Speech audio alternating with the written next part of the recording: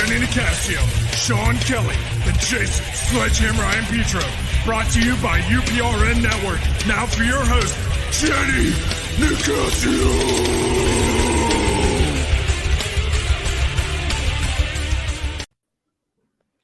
Good evening and welcome to Chasing Prophecy on FM 105.3 in New Orleans, where we discuss anything and everything beyond the scope of normal. I'm Jenny Nicasio along with Sean Kelly and Jason I Am Petro. Remember to like us on YouTube and follow us on Instagram. Whew. It's a full moon, guys, coming up the 24th. Yeah. Last day of summer today, isn't it? I'm still waiting for summer to begin. Yeah, that's true. I would wonder. I thought we had a pretty good summer, weather-wise. I mean, it could be worse. I don't even know. It was really humid out there for a while. Oh, humidity is so good. I love it. I love humidity. I thrive in humidity. Seriously, I do. I love it. I'm like a snake, you know. So how you been, Jen? Down to Florida. How you been? What's going on with you, Jen? Oh, geez. Let's see. Starting to actually write again, so I'm excited. I finished my my first, but I did myself screenplay, and I sent it out to some agents. I'm hoping somebody calls me, and I'm still waiting from the sky. I'm still waiting to find out if they're going to actually make this into a movie or not. I'm getting kind of edgy, kind of nervous. And other than that, I mean, I'm okay. I've been, looking forward to Halloween. I didn't know if it was too early to decorate yet, but I see my neighbors are. Well, there you go. I saw you guys. You decorate them? Yeah, I have a special witch that I take out every year, and I have a broom that I usually park outside. But I'm gonna rev it up. I'm gonna rev it up. Transportation for October. Yes. I'm gonna rev it up. Maybe I have to take it out and do some the combustion, all that. Little maintenance on it. I was going to take it out this Saturday for the full moon, so you never know. You might see me flying over. You'll just sweep us all away. Yeah, exactly. We'll be waiting for you. Well, somebody's got to get out there and fly over the moon. Might as well be me. Let's see. I seen you guys had a paranormal, and you had a show talk in that little tiny house. Oh my God. Oh wow! Talking about two giants in a little house. I thought it was hysterical, guys. That was more like a she-shed kind of thing. It was, but I tell you what, for how small that was, you actually got 3 beds in there. You got a bunk, and then you had a loft. You actually slept in there. Oh yeah, absolutely. Oh, yeah. They had air conditioning. Of course we were going to sleep there. And then the air conditioner wouldn't shut off, so it's freezing half to death. It's 61 degrees. Yeah, it was bad. We froze. And then I got my sleeping bag out, and then the air conditioner did shut off, and then I started getting hot and sweating. And I'm like, what the? Yeah, I would have liked to seen you guys inside it, like stand up. Well, inside wasn't bad. It was that front door. Did you see that? That's Yeah, that was like a baby doll door. Well, see, Jason had his cot in the back where the big door was at, and our only way out was through that small little door. And I'm surprised Sean had to back out. I had to back out. Honest to God, that was funny. I'm sorry to say, I thought it was really funny. Okay. It was hilarious. I agree. Yeah. I'll tell you what, we had to go. I'm sorry. Go. You had fun. Yeah. Lots of fun. Yeah. You should have Facebooked it, like you could see it live. There was absolutely no service out there. Oh, okay. Nothing. Not at all. Well, let's get to the show tonight because we have a jam-packed night with our guest. He has lived a paranormal life for sure since the age of 4, having experienced angels, demons, ghosts, cryptics. He talks about telepathy and psychokinesis, mediumship, you name it, alien contact. He's also published a trilogy of paranormal books about his personal paranormal experiences. I probably will screw it up. There's Timeless, Timeless Deja Vu, and Timeless Trinity. And most recently published a book about his contact with an alien, ancient alien mystic named Anzar. It sounds like Ashtar. Okay. Yeah. So I am not even going to attempt to do his last name. So I'm going to go ahead and bring him in because I'll mess it up for sure. Welcome to the show, Bruce. I go ahead and pronounce your last name. Solheim. Solheim. Okay, it wasn't that Yeah. hard. It's not that hard, but I would have messed it up for sure. Hey, Bruce. I have a Hello. problem with. Hello. How y'all doing? Thanks for coming in. Oh, thanks for having me. Oh yes, Absolutely. I have to say I'm very intrigued with your bio. Bruce, everywhere we look today, there's something paranormal. If it's not UFOs, it's cryptic creatures, missing 411, UFO phenomena that we can't explain. I want you to tell me, because I was, I listened to the video that you posted. And what is that? I don't have it on here. I'm sorry. What is the documentary that you posted? I've been on 2 shows recently. One was Alien Encounters Declassified. Yeah, that's the one I watched. That's the one. Yeah, I was interviewed on that one, and I was actually in it, which is kind of interesting. And Yes. then the other one that's coming up the end of this month is called Unidentified with Demi Lovato, the pop star. And they interviewed me, but I don't know if I'm going to end up on the editing room floor or whatever. You never know until they actually. Yeah. So let me ask you. Okay. So what I find interesting is that you said that you claim that your first paranormal encounter was at the age of 4. Okay. Mm-hmm. Now, I am a mother. I raised 2 sons, and I remember when they were 4 and they had vivid imaginations. So how do you know it just wasn't a childhood fantasy? Yeah, no, it's a good question. And I teach a paranormal class in addition to my history classes at the college. And I always enjoy people asking questions like that because I think that's really important. That's a very natural thing to ask those questions and not just, believe people's stories wholesale or whatever.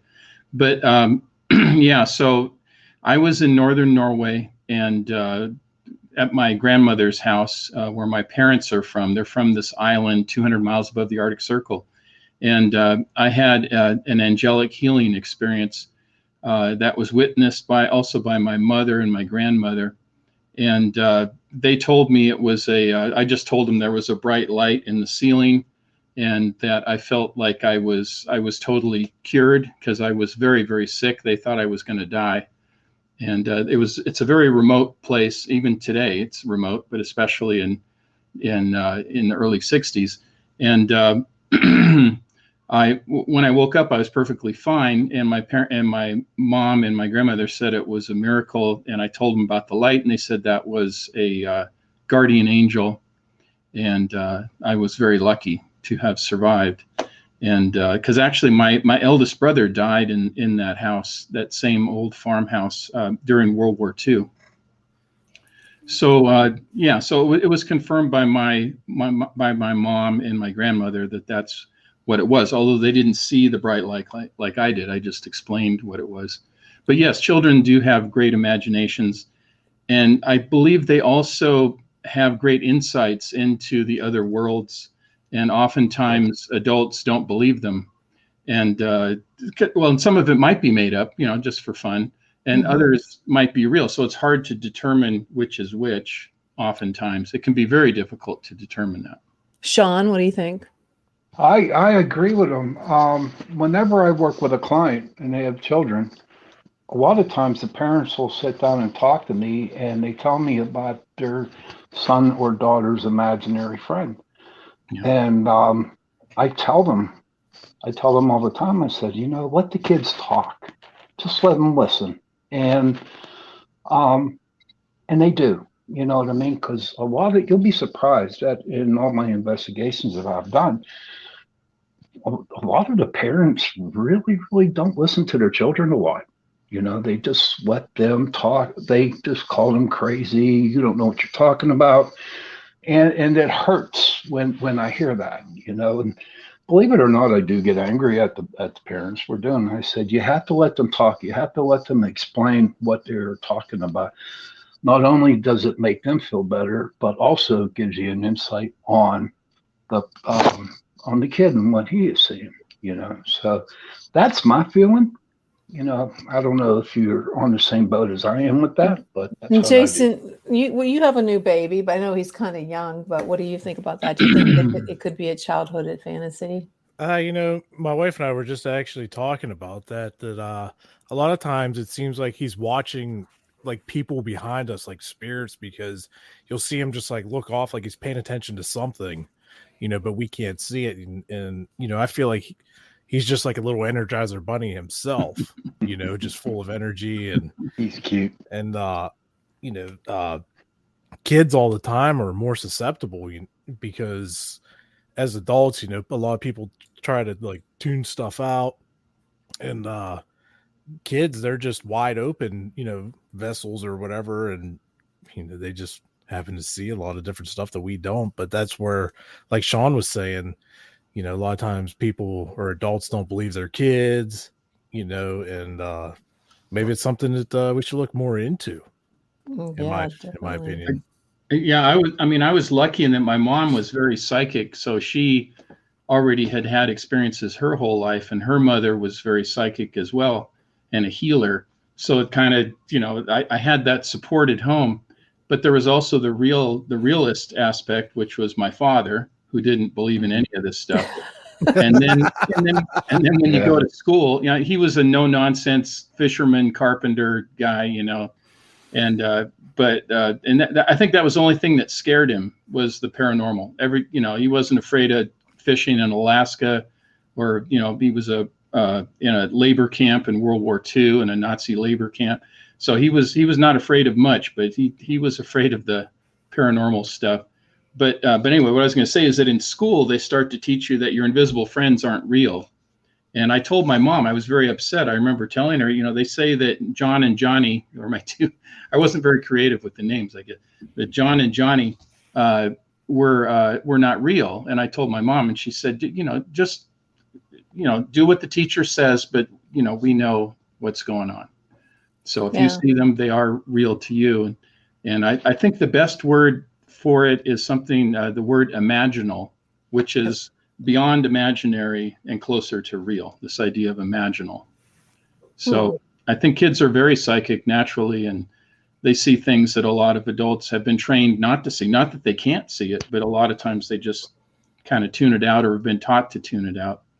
And one of the things I do in my paranormal class is we all do an experiment with called the being stared at experiment, which everybody has felt. You feel like somebody's staring at you, and you turn around, and sure enough, there's somebody staring at you.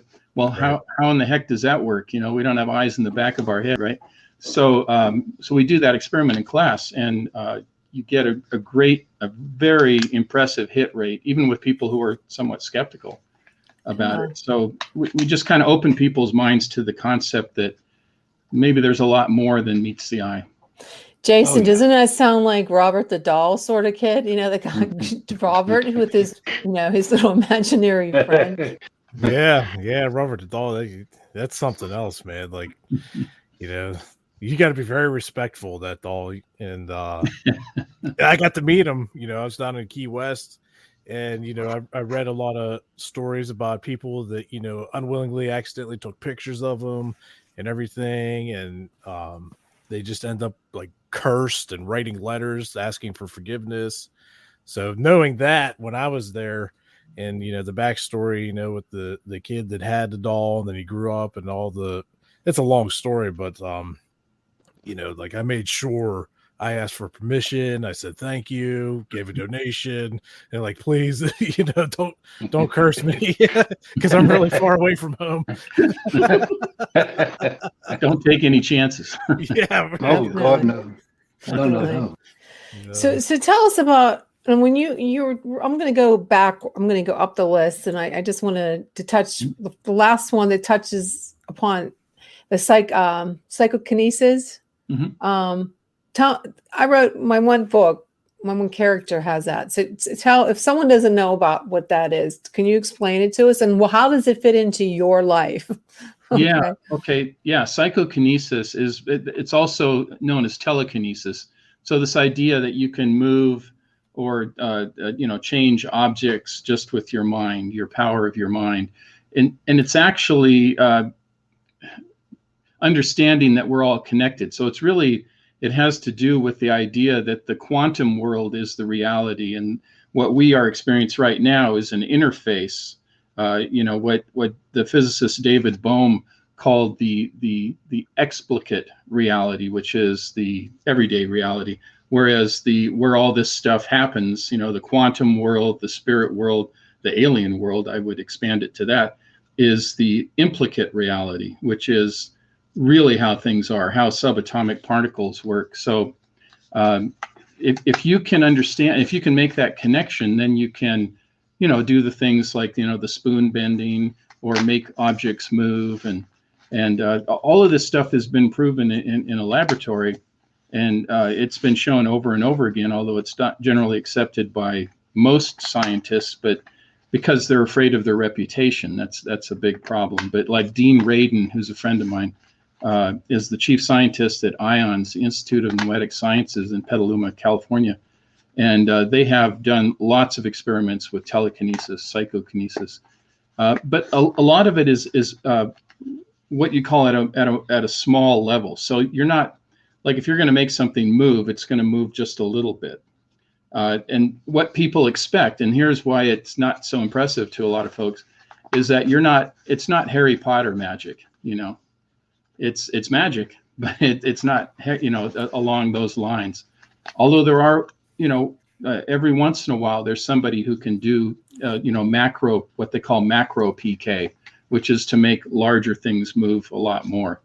So it's an incredible, it's a power that we all have, but you just have to understand the connection. And it's really pretty simple. Dean Radin explains it in his book, Real Magic. All you have to have is intention and attention. So attention, focused, calm attention, and then the intention to do the thing, whatever it is. And, you don't need candles and robes and incantations and all that stuff. It's all innate, but, within us. So you're saying that anybody can do this? Anybody could do it if they practice enough and get to the what I said, the relaxed state, or that state of mind where you can connect to the implicate order or to the quantum world to get glimpses of it, Well, now see, for me, now this works many times, like when I'm driving at night and I get some car tailgating me, deliberately. Brake check. It's not even that. I just I imagine that his tires are going to blow up with a lot of nails that are on them. I thought I was angry. But I tell you what, though, it's like I'm driving and I see this guy behind me so close. It's like in my mind, I'm like, back off. And it literally backs off.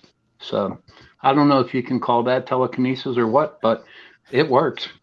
Well, after seeing you driving this past weekend, I think it's more of your driving than telekinesis. It ain't my driving. You weren't around when I was driving. So it could be a combination of sending the message to the guy, but the fact that you're having an impact on him, or maybe you're having an impact on his vehicle, or maybe both. So it could be both telepathy and telekinesis. It could be a combination. Hard to distinguish which is which, unless you're in a laboratory setting. It'd be hard to figure it out in the world. But there's many cases of things like that. But anyway, that's what PK is, psychokinesis. Also, the nickname is PK. PK. There's a really interesting book by Jeffrey Mishlove called The PK Man. Came out many years ago, but it was about one of these people that comes around every couple hundred years that can do the macro PK. But you would think it would be awesome to have that power, but it basically destroyed this guy because he couldn't get he ended up being kind of a nut job, because he had this ability to do these things. And he wanted the military and the government to pay attention to him, and they thought he was too out of control. So he ultimately ended up, dying at a pretty young age. I think he just kind of, I don't know if he imploded or whatever, but the idea that he just destroyed himself, it's kind of a Shakespearean tale in a way. We have a comment from Steve Grave in the chat. He said, there's a lot of evidence that intention can affect the outcome of quantum random number generators. Mm-hmm. I don't understand what that means. What's that mean? Yeah. So like, like when you have a random number generator, supposedly, or it can happen, they've shown it in laboratory experiments, that you can impact the outcome of those random number generators.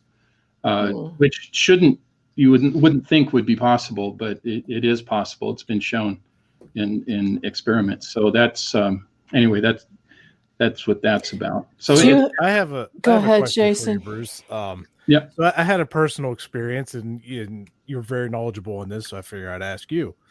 My son, he's 16 months old now, and when he was 6, 7, 8 months old, everywhere me and him were together, lights would start flickering.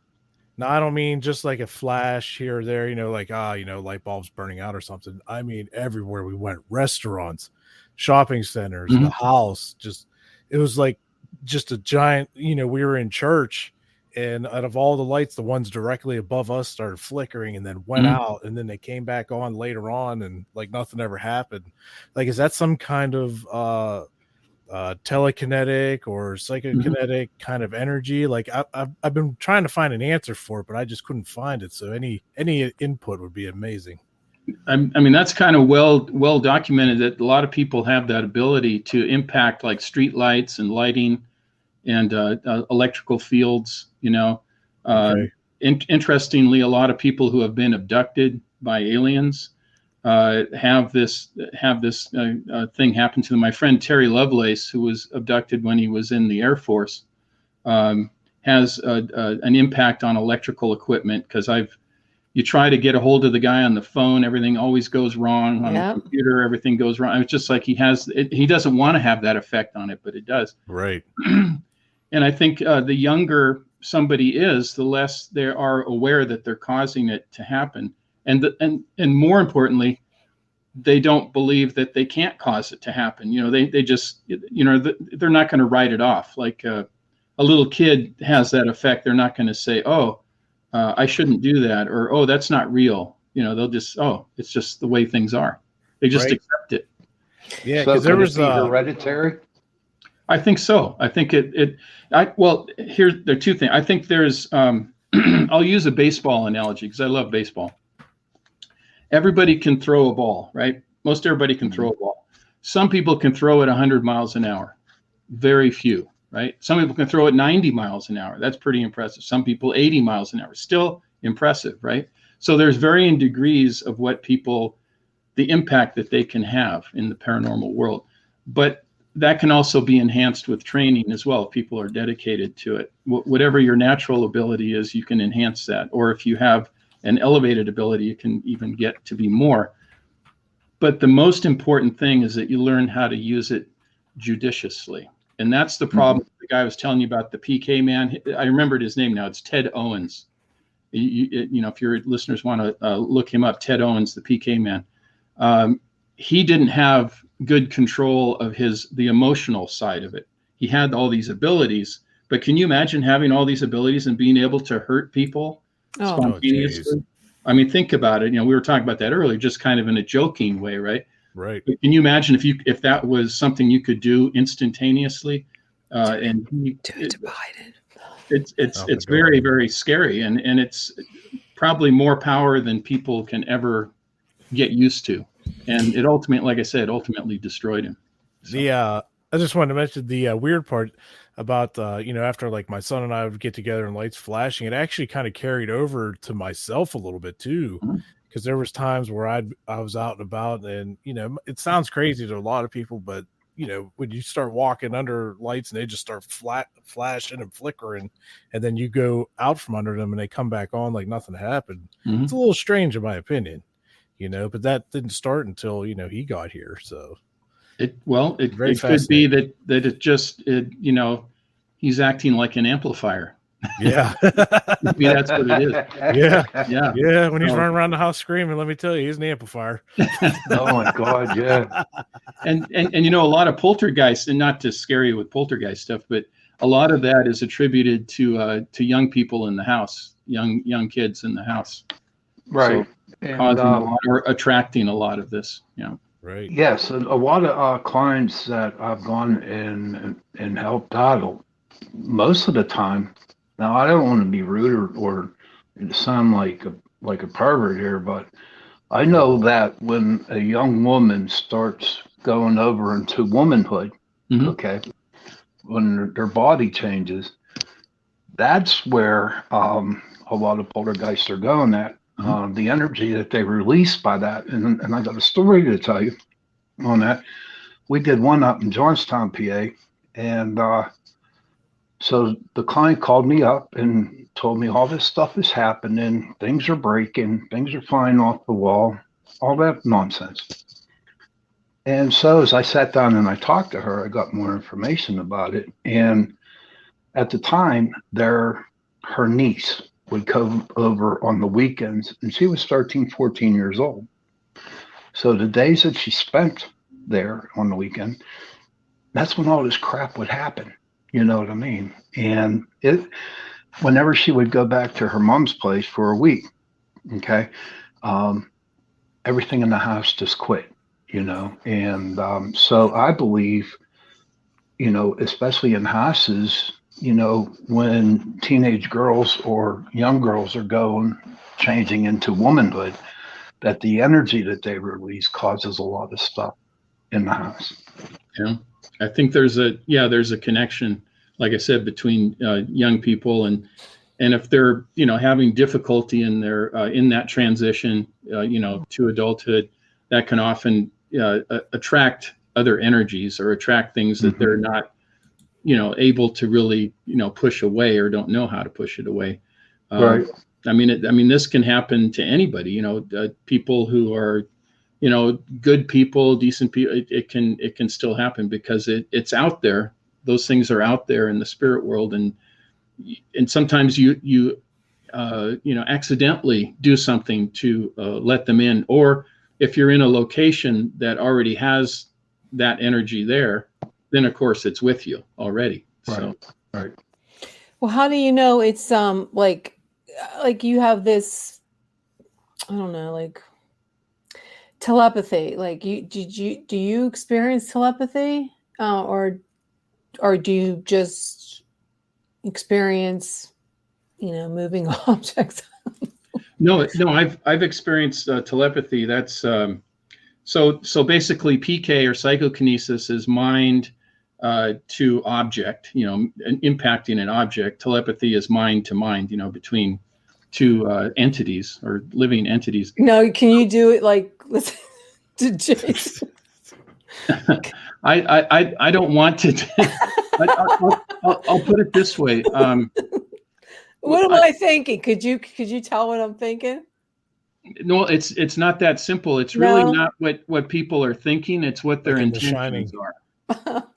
You can pick up on their intentions, and well, is that really considered to be telepathic? Yeah, because let's say what would happen to me before I really learned how to deal with this.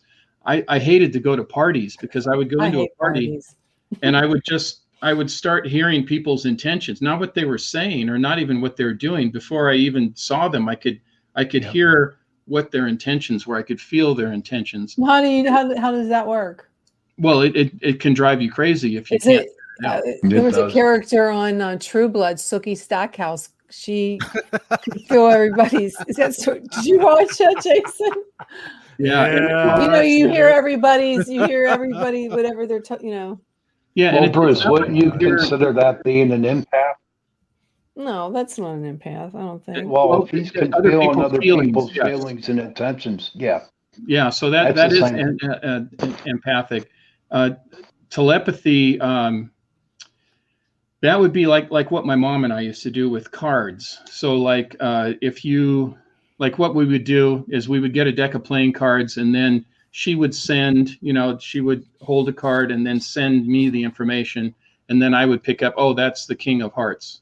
And we would get a hit rate that was way greater than 50%. I mean, much greater than 50, not perfect, but greater than 50%, which is way beyond chance. Right? Isn't that the same thing as all the ESP cards that they, am I seeing a star?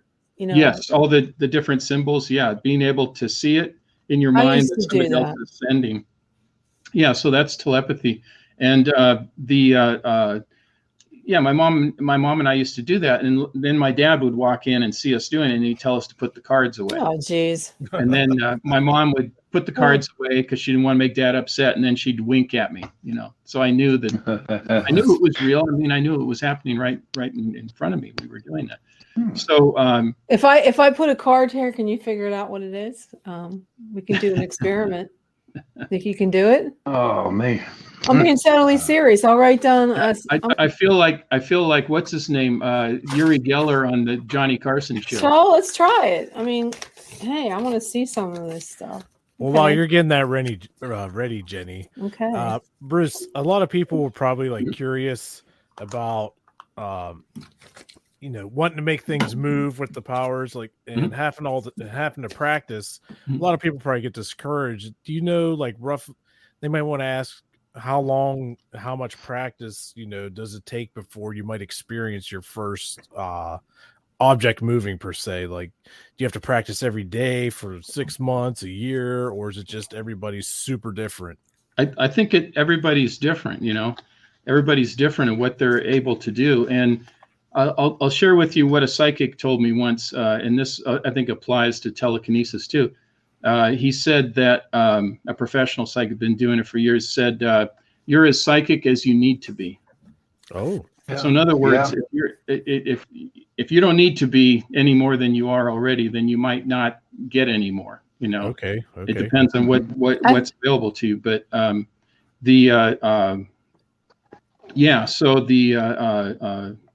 the idea of increase, yes, I think you can train yourself. But there's also the idea, and this is also in Dean Radin's book, he talks about, intention and attention, but he also warns a person, if you're doing something that impacts another person's free will, then that will come back on you. That's going to harm you. Right. So if you're saying, I want to make this other person do something against their will, to benefit me, then it's a very slippery slope. And I guess in Star Wars terms, that would be using the dark side, Isn't that kind of part of the Wiccans as well? Whatever you put out onto somebody else, you'll get back kind of thing? Well, there's white magic and there's black magic, of course, right. And then there's gray magic, which is kind of in between. You could do a binding spell, which is to stop somebody from hurting other people. That would be different, even though you are technically impacting their free will to do bad things, right? So that's called a binding spell. So these things are possible, but they're not it's not like Harry Potter magic, So why you keep saying Harry Potter? I'm a very big Harry Potter fan. Why isn't it like Harry Potter? Because that's made for theatrical release. That's a movie, so they're gonna make things very sensational, when in reality it's the reality of magic is much more in a micro level. I can't pull a rabbit out of my hat. Well, if you were a stage magician, you probably could. Okay. I didn't forget about the ESP test. So I have one. I wrote down something. I'm going to tell you. You have to choose between a star, a square, a circle, or it's like oblong. So what do I have here? A star, a square, a circle, or a rectangle, right? Yeah, a rectangle. Or a parallelogram, or something. I don't know. I'm not really prepared. Just do it. What's that? Just take a chance. I will, but I need to, hold it up without showing me what it is. And are you concentrating on what it is? No, okay, I'll start concentrating. Yeah, I'm not hearing anything. So.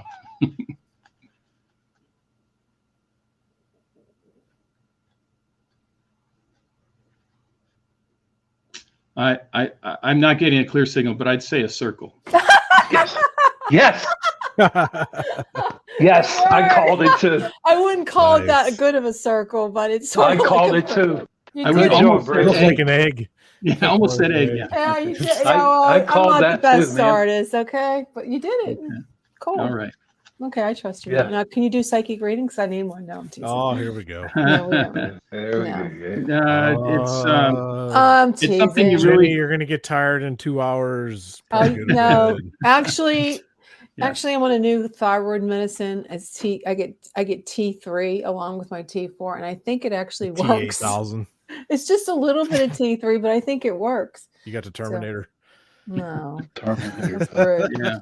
No, don't make it fun. So, Bruce, have you worked with a lot of children? What's that? Have you worked with a lot of children? I've had a lot of children. I have four kids, and I have 2 grandkids. But I'm a teacher, so I teach. But I teach community college. So I haven't, as my everyday job. No, I don't work. I work with young adults, but not children. Okay. And do they just join? Do they just sign up for your class to like just to have an elective, or are there some in there that really want to know what's happening? Oh, okay. Oh, so my day job is I teach history, U.S. history, Vietnam War, Okay. World War II. So that's my training. That's my bread and butter. And then the college allowed me, which I couldn't believe it. They allowed me to also in the evening. I haven't taught it since the pandemic, but a paranormal personal history class, which is a community-based class. So it's not for credit. So the people who Okay. take the class pay to take it, but they don't get college credit for it, which makes it kind of fun. There's no exams or quizzes or pressure of any kind. And also the type of student I get very young people, like maybe 17, 18 years old. And I got a lady who was in her 80s in the same class. Wow. Men and women, all races, all ethnicities. Some were skeptics, which is kind of cool. Some were professional psychics that wanted to take the class too. But they all shared one thing in common. They wanted a safe place to talk about their experiences. Right. Right. And that's what drew them all together. And the first time I offered it, I was shocked. Well, I was shocked the college let me teach it, for one thing, because it had to go through the president, the board of trustees. And these are not willy-nilly decision makers. These are people who are worried about the reputation of the college and all that. But anyway, so they allowed me to teach it. First class I taught, 35 people signed up of all ages. And it was such an awesome class. And I offered it for about 2 years before the pandemic shut us down. Okay. And I had people taking the class over and over again, that they just love the camaraderie and their freedom to express themselves and be themselves and not feel, weird by telling their stories. And excuse me, let me get a drink of water. But that's the main reason they take the class. I didn't even know that when I started the class. I had this whole curriculum planned out. I had readings. We were going to do experiments like you were doing there, Jenny. We were going to do things like that. And then had guest speakers lined up like Dean Radin, whom I talked about. And then I found out really what they want to do is tell me their stories and tell each other. Great. Yeah. So I had to quickly, that's what you do when you teach. You have to quickly adapt to your students, how they're going to learn. So we had to take a certain amount of time every class period, every time we got together, for them to tell their stories. And then like if somebody had a ghost story, then I would talk about apparitions and how this might work and what some of the experimental data is and, things like that. So I worked it into what I was going to do anyway, but allowed them to tell their stories. So anyway, that's, that's what I do with that. So it's separate from my day job. Okay. Yeah. So before we go any further, I see that you talk about alien contact. Yeah. Now, did you now? Why don't you explain the kind of alien contact now for the audience, our listeners? Now, was it something that you actually had a close encounter of the third kind? Was it a UFO sighting? Did you actually get to see an alien, talk to them, or communicate somehow with the alien? All of the above. Oh, yeah. Good. Okay. Yeah, Cool. yeah. So, and this, I love what's when funny talk. is that when I first started writing these paranormal books, and I didn't decide to do that until 2016. So not that long ago, just 5 years ago. And I was always afraid to tell my stories, even my ghost stories, because I thought that I wouldn't be taken seriously as an academic, as a professor. And so I was afraid my colleagues would, disown me, and the college would fire me and all that, which is a common thing with academics. They're afraid to talk about this stuff. But in 2016, a friend of mine passed away in September, and in October, I had a vision. He came to me in a vision. And when I say a vision, I mean, it's like we're talking, although he is, a spirit, obviously in spirit. So he doesn't look like we do, wholly formed. He's more of a, like a hologram or holographic image. And that's how I best describe it. But he told me that it was time to tell my stories. And I told him, hey, I'm afraid I could lose my job. And he said, don't worry about it. He said, it'll be okay. And he even gave me the name of the book. He said, you should call it Timeless, because he said, where I am, there's no past, there's no future. It's all the eternal now. We are timeless. And that's what encouraged me to start writing my books. And I had collected all my stories. I just had never published them. And I started publishing them. Before I knew it, I had 3 books out, 89 different paranormal experiences, including alien stuff. But I started off slow. My first book, I just talked about ghosts and, apparitions and telekinesis and telepathy and stuff. I didn't talk about the alien stuff. And then the second book, I think I mentioned a little bit about it. And then the third book, a lot more. And then this fourth book, which is not part of the Timeless trilogy, but it's standalone book, Anzar the Progenitor. That's all it's about, is one particular ancient alien mystic who has been in my life since I was at least 6 years old. And so I'm no longer afraid of talking about it. And I know it, for some people, it causes a lot of eye rolling and, oh yeah, that's, But then when you think about it, look how things are changing. The government is a lot more, I'm not going to say forthcoming, but they've recognized in their own way, they've recognized this idea of what they call UAPs, or, because they don't want to use the term UFO, right? Because it's loaded. So they call it a UAP, unidentified aerial phenomena. Yeah. But they came out with that report a couple months ago. And now, just recently, they are now making the UAP task force into a permanent office as part of the Department of Defense. Oh, wow. They just passed it in a budgetary bill that just came out. So they are taking this very seriously, although they're not saying there's little green men or whatever. They're just saying, we don't know what these things are. We don't think, we're not quite sure. It could be enemy stuff. It could be some other. They always say other. They never say alien, right?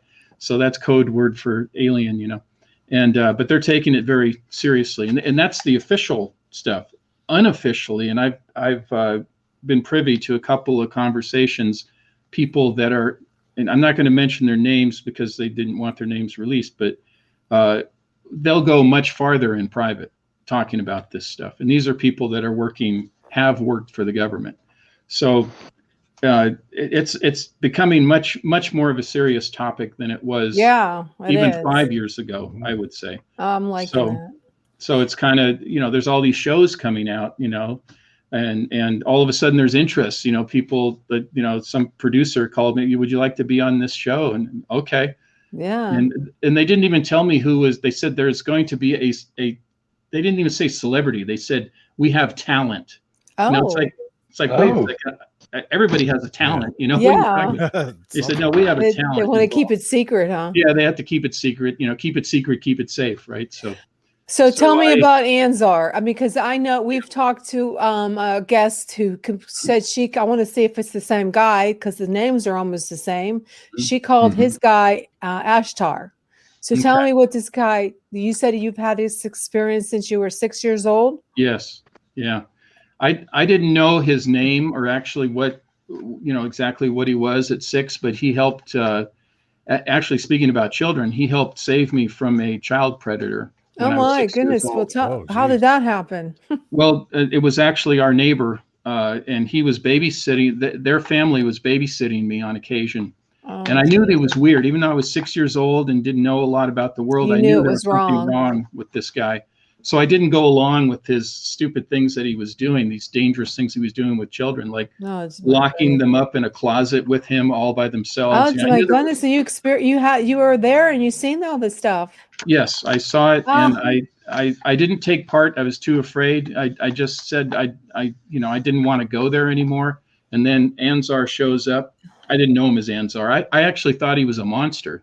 Yeah, I would say so. He sounds like a monster to me. And then I said, "You look like a monster," and he said, "No, the real monster is in the house up above your house. That's the real monster. I might look like one, but he's the real monster." And that guy just looked like a normal person, which most child predators do look like a normal person.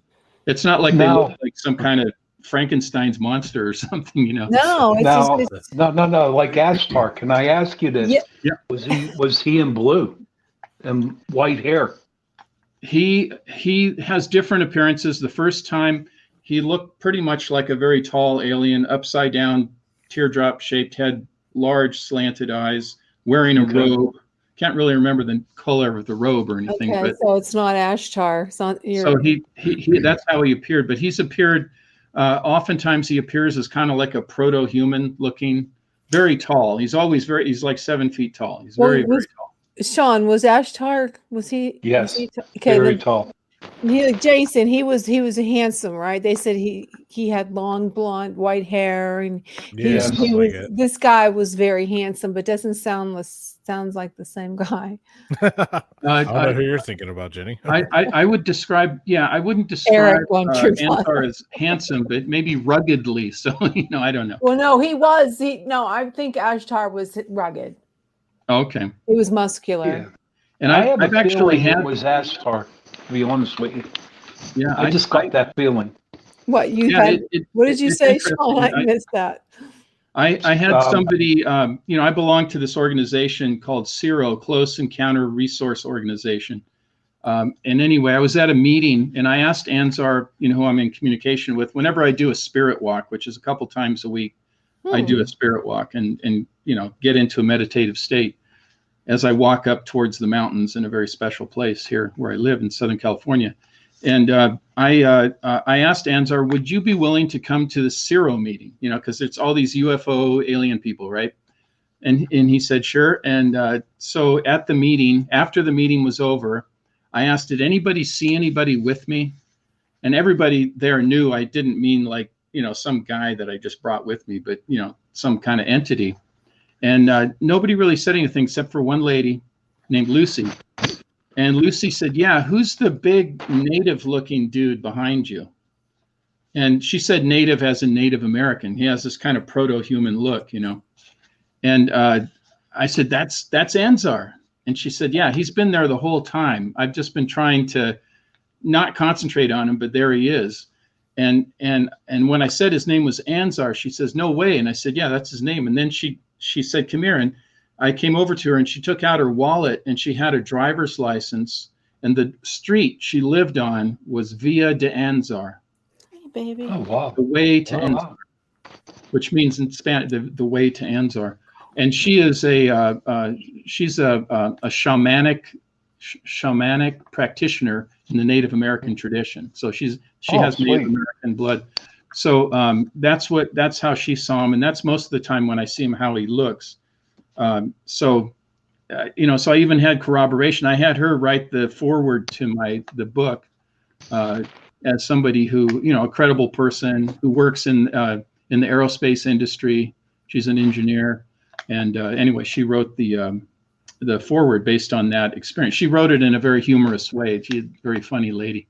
But anyway, so that so I've been in contact with him, and I talk to him a couple times a week when I do these spirit walks. When I say a spirit walk, a lot of people do meditation by sitting down or whatever, on a pillow or something. I can't do that. I got to move. So I'm walking up towards the mountains, and there's a specific route I take. And I know that it was the same route that Native Americans took because I've seen imagery of Native Americans taking this route up towards the mountains, the San Gabriel Mountains. And there's like this long 3/4 mile stretch of road with a wash next to it, where would be a natural river when it's the rainy season, right? And and at the base of this road is a Masonic temple. Oh, wow. The Masons don't build their temples just anywhere because they do a lot of ritual magic. So they build them where it's the most advantageous to do so. So it's not surprising. They built it right at the base of this road where I start my spirit walk. Well, it's during that spirit walk that I go into a meditative state. I have my phone and I record everything that I hear. It's not that I hear spirits in the phone. I mean, you don't hear their voices in the phone, but I record what I hear and what I ask them. And the reason I do that is because I don't remember after I've done this spirit walk. I don't often remember what has just happened. So, so I have to record it. And then when I get home, I transcribe it. So right now I have over 300 pages of transcribed notes from the last 3 years that I've been doing these spirit walks, which includes all my communication with Anzar. Have you ever even just take a gander or a look to see, maybe pick one time that you went and put the words together to get something that might sound interesting? Oh yeah. I mean, he tells me, a lot of what he says is what he wants to prepare me for what's to come. So now some people might call that a prediction or a prophecy, but he is always very careful. And he says that predictions can be wrong, but preparations are never wrong. So because there's free will and there's other variables, he always talks about that. So he says this likely could happen. So when the first UAP report came out to Congress, he told me that the government, our government, and not just our government, but other governments too, are focusing on this in the wrong way. They're looking at it as a threat when it's actually an opportunity for humanity. And I'll tell you his exact words. He said, extraterrestrial technology and wisdom are precious gifts for all, not a strategic advantage for the few. So that's the part that we don't understand. Our government doesn't understand, and not just our government, but I'm sure the Russians and the Chinese are trying to get a leg up on UAP technology, right? They want to, as one friend of mine who's former FBI, if there is such a thing as former FBI, I think he's just retired FBI, right? He told me that what the government's looking to do is try to figure out how to strap a bomb to this technology so they can gain a strategic advantage. And that's not going to happen. That's not going to be allowed to happen from what I've been told. So I always hear something very, interesting and helpful and informative. Sometimes it's more personal on a personal level, or more pedestrian, like things that are just happening in my life or whatever. But oftentimes it has, global or at least national implications, what he tells me. I have to make a little quick pause here to thank our sponsor for tonight. And our first hour is sponsored Trigger by... warning. The Ohio Hauntings and Paranormal podcast is not for the faint of heart. This episode may contain adult language, It is sexual a content, and teaser graphic for depictions of our violence of first all hour, sorts. sponsored As such, Ohio this Haunting podcast is for mature Legends and audiences Podcasts. only. Viewer discretion is advised. Like I said, our first hour is sponsored by the Ohio Haunting Legends, and they will take you where thousands of haunted locations, unexplained paranormal, campfire stories, supernatural happenings, and legends from all over Ohio's 88 counties that have stained by the pages of Ohio's history. The stories are haunted our society, and many of them are going to scare you. So remember, the Ohio Hauntings and Legends podcast. Just want to shout that out, and they will tell you. And I don't know what's going on with the mic. Others are legends or hearsay. Believe those that choose or believe in none. It's up to you to choose. So I think they're a great podcasts. Again, Ohio Hauntings Legends podcasts, and they take you all over the place, and they explain unexplained paranormal campfire stories. I've listened to a few of them, and if you guys have a chance, make sure you go to their website, download it, and there's a whole playlist that's going to be on the website, and they have many episodes that are genuine. Other legends are hearsay. So they have the real thing, the real legends, not something that somebody made out. So if you, Sean, Jason, and Bruce, if you get a chance in our audience, Joni out there, you will love it. I mean, they are really good. And I just want to shout out to them. Okay, guys, go ahead. Continue onward, boys. And thanks again, you wonderful podcast. Thank you. Oh, they'll scare you, but go ahead. I'm sorry. Yeah, I was just going to say my two eldest sons live in Ohio. Oh, really?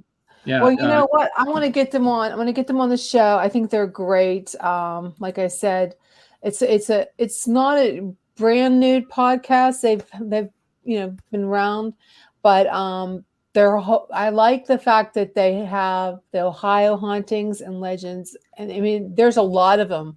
I mean, to make a whole weekly show on it has to be great, and the way they do it is really cool. I like the way they actually act it out, sort of, but I would recommend it. So if you get a chance.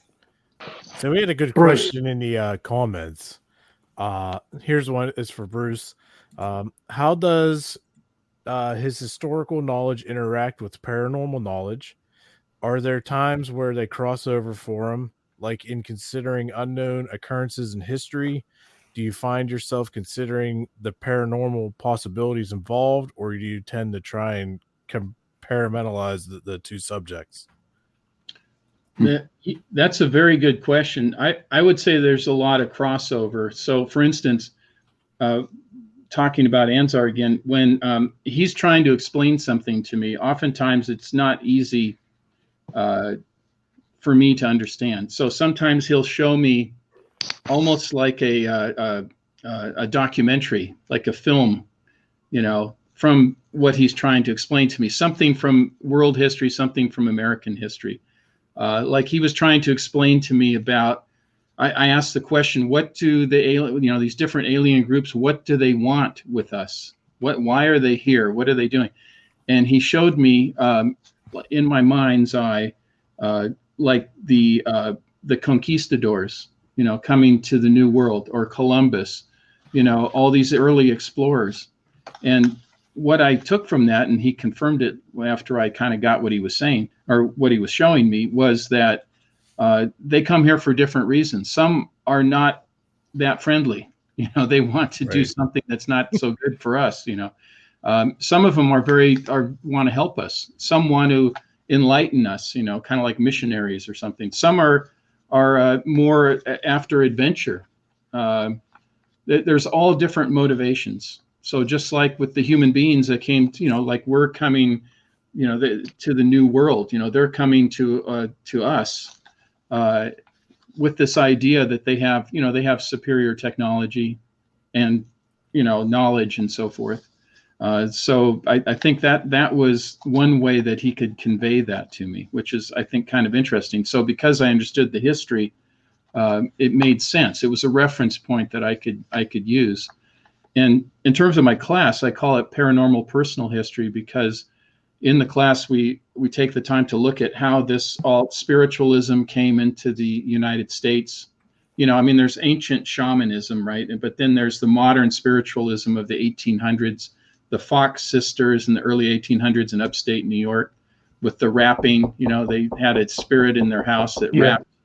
And then you had, the people that came after them, and spiritualist societies, and like newspapers in the 1800s were mostly about paranormal stuff. It's really Yeah. interesting when you go back and look at them. It's always about hauntings and spiritual, seances and stuff like that. And it was really quite interesting. And then it kind of fell to the wayside a little bit, I think, with the turn of the century into 1900 in the 20th century. And but then it made a comeback, and it's making a strong comeback right now. Right. I mean, the paranormal, spiritualism, aliens, UFO, you name it, the whole thing. And It's Bruce, you have a show. Definitely, Bruce. You have Steve. I'm going to bring him. He has a question for you, Steve. Go ahead. Yep. Hello, Steve. Hi, Steve. Hello. Let me do headphones here so you don't get an echo. Echo. All right. Hey, I was talking to you guys at the Bigfoot Festival. Yes. Oh, yeah. Okay. How cool. Yeah. Exactly. Thanks for joining us. Yes, the Bigfoot alien UFO barbecue. But Bruce, you're talking about alien contact, and you've got a story that's pretty similar to what a lot of contactees talk about. Is this sort of benevolent type of contact experience where they're here to help us and things like that. Obviously, what you've talked about so far, that's your experience. Two things. One, do you think these entities are actually like physical, real beings from a different planet, or are they some other sort of non-human? And are there more than just these benevolent type of entities? Yeah, well, okay. I'll go back to those are good questions. I'll go back to my theory that I think how all this stuff works. I think that the alien world, the spirit world, and the quantum world are all really the same thing. I think they're all the same thing. They operate in the same realm. So like when ghosts, when people talk about ghosts, apparitions, they appear out of nowhere and then they disappear through walls or windows or whatever. The same thing when people report alien experiences. They appear out of nowhere. They vibrate into our reality. As a physicist friend of mine explained it, they vibrate into our reality and then they can vibrate out and they can take you with them as well. So yes, they are physical in the sense that, but they operate in a different realm. They can come into our world and we can see what we need to see, But I think just to say they're purely physical would be just like I don't think we're purely physical. I think we're spiritual beings as well. But we see, in the explicit reality that we have, we see the flesh and bones when there's really much more to us than that, especially when people pass on and their flesh and bones is in a coffin somewhere. And like my friend Gene was a spiritual being that I spoke to in the spirit world. So, and in terms of benevolence, some of these alien entities are not so nice. In fact, a lot of my friend Terry Lovelace, who the guy I talked about before, that was abducted in 1977 when he was in the Air Force, along with another airman. They were camping in Arkansas somewhere at Devil's Den, which is a perfect name for a terrible thing to happen, right? Devil's Den. Never stayed at that place. So they got abducted there, and they were severely injured. I mean, severely injured. And so it was a terrible experience. It was obviously against their will. And he didn't know the full extent of what was done to him, although he knew that he was hurt. And his friend said they were hurt too, so they acknowledged that. I mean, I've had a very scary experience with aliens too. It's not all been benevolent. I was having this very pleasant dream with my mom. My mom passed away in 1990. So I was having this very nice dream where I was in a house and I was talking to my mom, and I thought, oh, this is so great. I get to talk to my mom again. It was a very lucid dream. And then all of a sudden my mom started acting weird, like she was acting kind of like Mae West, and I thought, what in the heck's going on? My mom wasn't like that. That's not the way she was. And then all of a sudden she morphed into this reptilian female.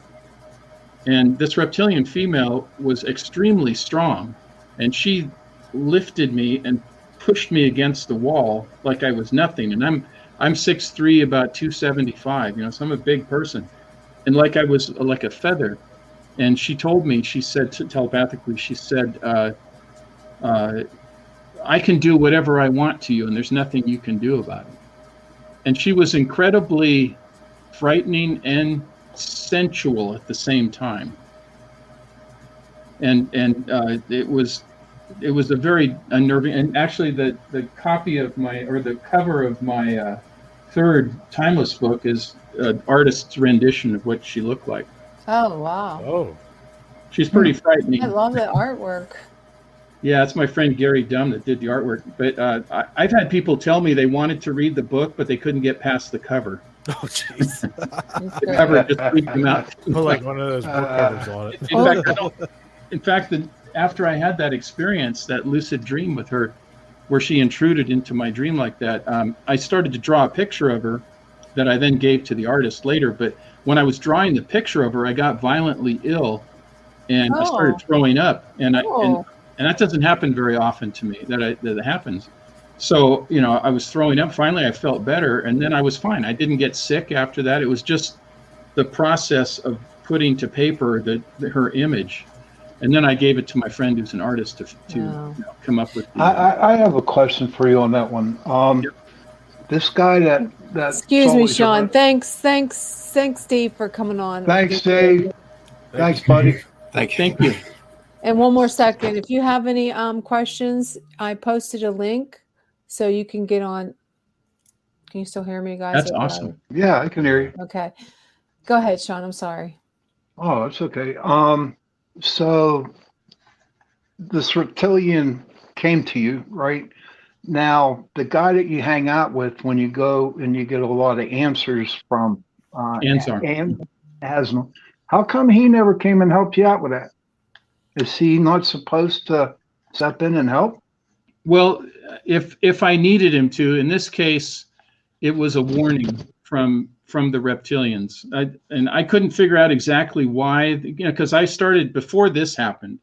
There were several nights where I would just see a flash of a reptilian face, and I thought that's kind of weird. What's going on here? And then I had another lucid dream before this where I was. And I saw a friend of mine who I thought it was a friend of mine we lived kind of up on a hill a little bit, and down on the road, I saw him and I thought it was him. He was wearing a hat and sunglasses and an overcoat.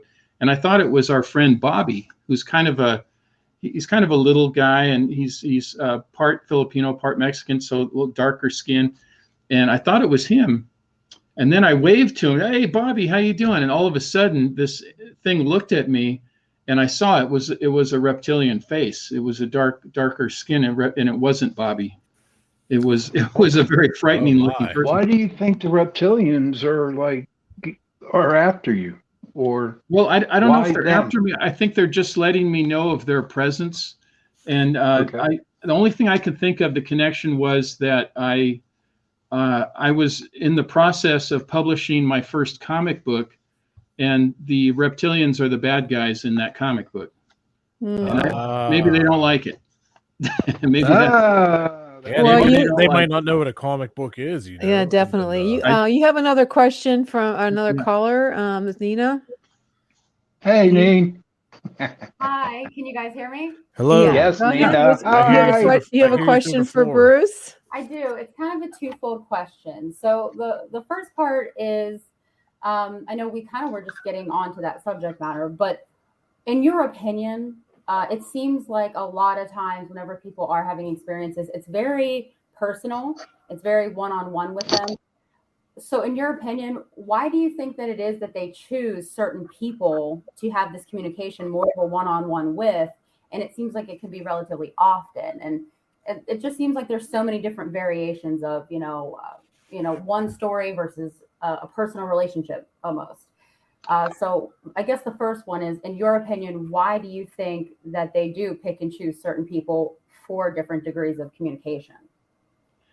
Yeah, that's a really good question.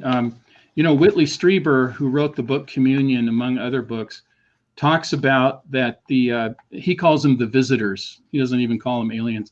He says that when they see us in our world, there's certain people who have an indicator. He calls it a glow, and that's the people they go for because they know they can reach you more easily. And I think it has to do with psychic abilities, maybe your experiences. It's easier for them to reach you and impact you than it is other people who just deny the existence of the afterworld or the alien world or the spirit world. So it's much easier to make that contact. So they're going to, follow the path of least resistance in that case. And they know that they're probably going to be able to communicate with you, both if it's a benevolent reason or, a less than benevolent or malevolent reason. So I think that's part of it. I call it my radar dish. Like when I walk around, I got to make sure that I don't have that up, because then I'm going to get all kinds of information that I don't want. Yep. And I'm not prepared for it. So when I take my spirit walk, I go through a lot of prayers. I go through a procedure. I get protection before and I'm very specific about, like, I have 2 spirit guides that help me. They're kind of like, the way I look at them is kind of like bouncers in a club. They're not going to let just anybody in, just who I want to let in. And I put the radar dish up, and then I got protection. But if you don't have that protection, you put the radar dish up, you're open to whatever's out there. And that could be good, and it could be not so good. I think most of what is out there is probably not bad, but could still be harmful in a different way, in that there are a lot of spirits out there. I mean, there's spirits all around us right now. I mean, they're like a couple feet away from us all the time. But you don't always sense it unless you put up that radar dish or you want to communicate. And they're not, they don't necessarily have a bad intention, but they really, when they know that they can contact you, so they're not going to waste their time on some other guy that doesn't believe in it, doesn't listen to them, doesn't care.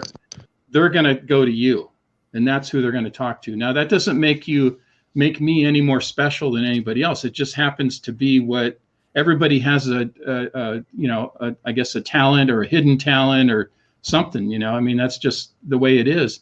And it's easier for them to contact us. So I think that's why they do. And once they do, and once they establish that relationship, and you invite the relationship, as I have with Anzar, then the relationship continues. Okay. And I guess it kind of feeds into the second part of the question. And mind you, this seems to be the question that nobody can answer, because, I mean, why would we know? But,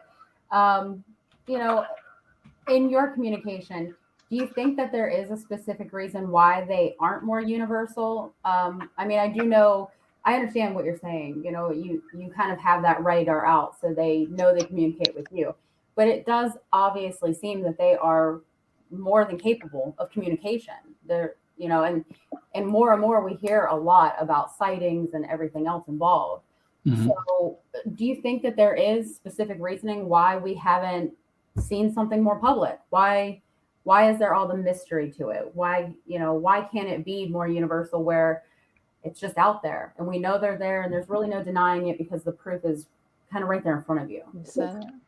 Yeah, I think we're going through some preparation, what Anzar calls a leap of consciousness, not a leap of faith, but a leap of consciousness, where we're evolving to the next higher level of an entity. And to do that, so we can make more easily make contact with them, and not just 1 or 2 people or a handful of people, but as the human race, as humanity, to take this leap of consciousness. So there are a few people who are kind of like scouts, or kind of blazing the trail, trying to kind of like once again using that explorers in the new world kind of idea, that are going out there and kind of blazing the trail. Then other people will follow. So a lot of experiencers, as people are called, who have alien contact, often call themselves, you have this sense of responsibility that you are preparing not just yourself, but you're learning to help others make that leap of consciousness that Anzar calls it. And then ultimately that'll lead to what he calls an era of reconversion, which means that we're going to be able to take the wisdom of our ancestors, who were very close to the spirit world and the alien world, what they would call the star people, and whether they're indigenous Aborigines or whether they're Native Americans, they all had this connection, right? we're going to take that wisdom, bring it into our age of technology and science, and combine the two. And that's what he says will ultimately happen. So there's kind of a nice vision of the future. Mm-hmm. But the problem is we got to get there, and there's a lot of bumps in the road between here and there, as we see all the time, whether it's, armed conflict or people hating each other, killing each other, wars and pandemics and all that stuff. But ultimately, I know that we will get there. And that's why every time I contact Anzar, he always reminds me to keep love in my heart and operate from a position of love. That's what I'm always told and reminded of, which is really hard to do. It's easy to say, right? A lot of people say, I'm going to keep love in my heart. Okay, that's easy to say. But to actually do it and put it into practice is extremely hard, but it's essential. It's absolutely essential to do it. And I don't know if that answered your question. I'm not sure if it did. Yeah, I do. I think it does. I mean, okay. Obviously, I don't have a lot of experience with it. So to hear from somebody who does have more experience with it and seems to do, kind of have this personal connection. Yeah. Well, it sounds like you have a lot of interest, which is probably based on some experience that you may not be consciously aware of. Yeah, I think, well, when it comes to the paranormal world, yes. But usually with UFOs, I draw a bit of a blank. Yeah, yeah. Well, it reaches what the old the late Jim Mars, the guy from Texas, the investigator, did a lot of paranormal stuff, JFK assassination stuff. He used to call it the boggle point. A lot of people reach, and myself, I do too. If somebody tells me something that happened to them that's incredible that I've never heard of before, my immediate response is, I don't know. I just don't know. Is that possible? And then I start thinking about.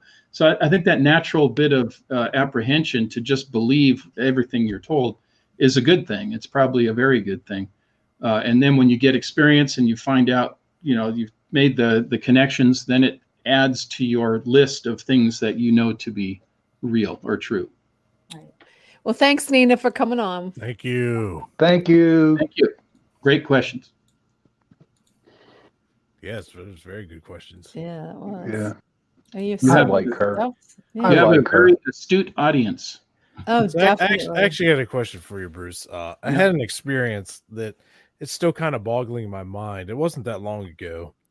So I was just falling asleep, like just barely asleep, and I heard this voice that said, wake up, they're here now. And at the same time that I heard this and I jumped up out of bed, I could hear all these footsteps in like the hall right outside the bedroom. Now, what do you think that might be a paranormal thing, or like what? I'm just trying to figure out how or why or what would tell me that and what it's supposed to mean.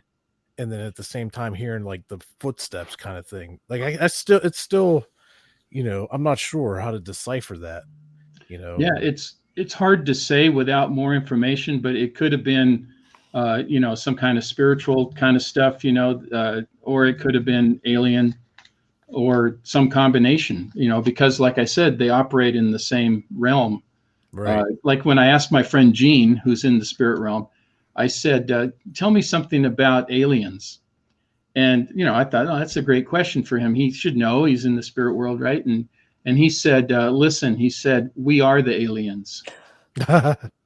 I believe that. That's pretty cool. I cool. asked for an explanation. What do you mean? Like you, like Gene and all the others who have passed away in spirit, you guys are the aliens? And he said, no, you don't understand. We are all the aliens. So in other words, we're all connected. Right. The aliens are really us. These are we are connected to them. That's what Anzar has told me too, that we are connected. That this is more of a reunion than anything else. And maybe they only want to take us so far. I think it was, the late John Mack, who was the psychiatrist at Harvard, right? Mm-hmm. He's passed away, but he wrote several books. And one of his clients, he asked the client about, his client had asked the alien contact that she had, why all the secrecy, why all this stuff, and the alien told her, this Dr. Mack's client, we want you to believe in us, but not too much. So there's kind of that element, because when you think about it, I'm very lucky in that my wife Ginger, she's very practical. She's very smart, very intuitive, but very practical. So I'll tell her all these remarkable things. Oh, I was just on this spirit walk and I talked to these ghosts, these spirits, and I talked to Anzar, and she goes, "That's really great." She's very supportive. Oh, that's great. And then she said, "But can you help me?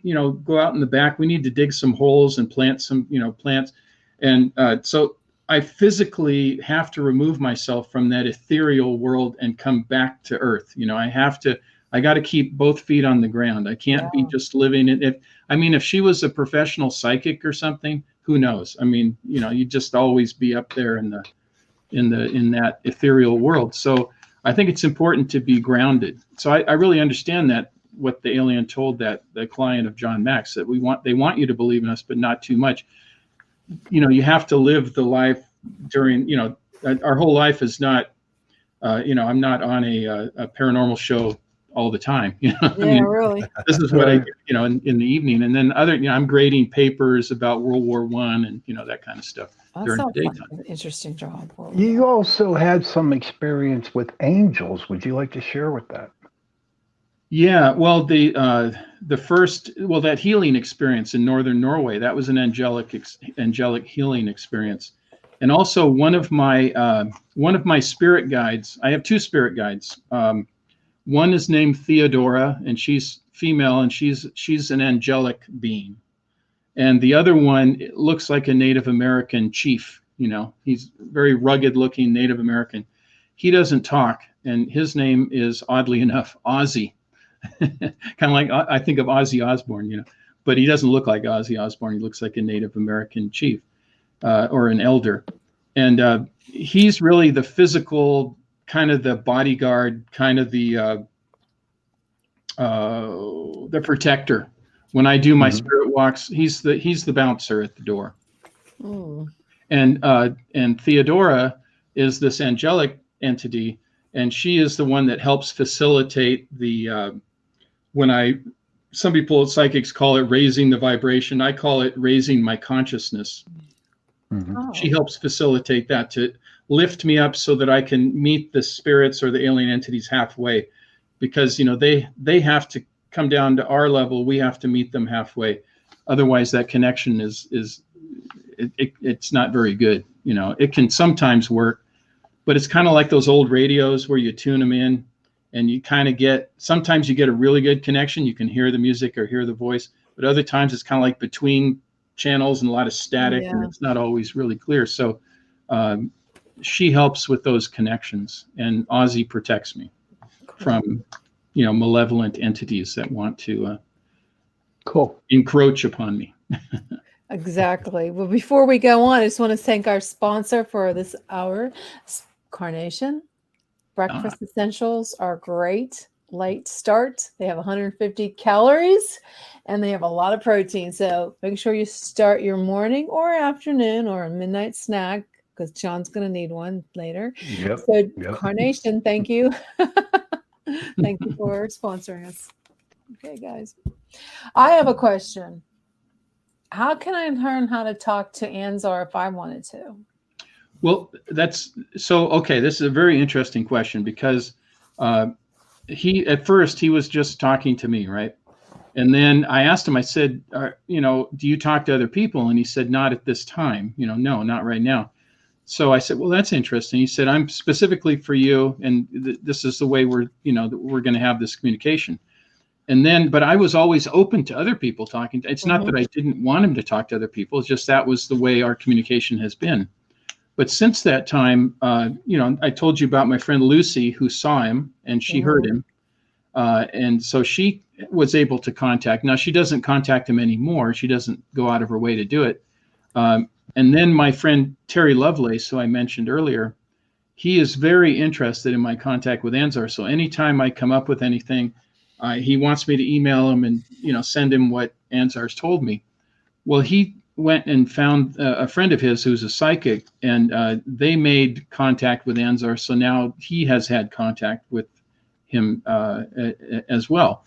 So I don't see why you couldn't, Jenny, if you wanted to. that Well, how would you do it? Like go into like just do some meditation? Do I do some kind of like a mantra or something to It depends on what you want to do. I start by asking, I say a prayer, okay. you know, and whatever your belief system is, use that. You know, if you're, you know, I grew up in the Norwegian Lutheran Church, so, you know, I have this set of prayers that I do.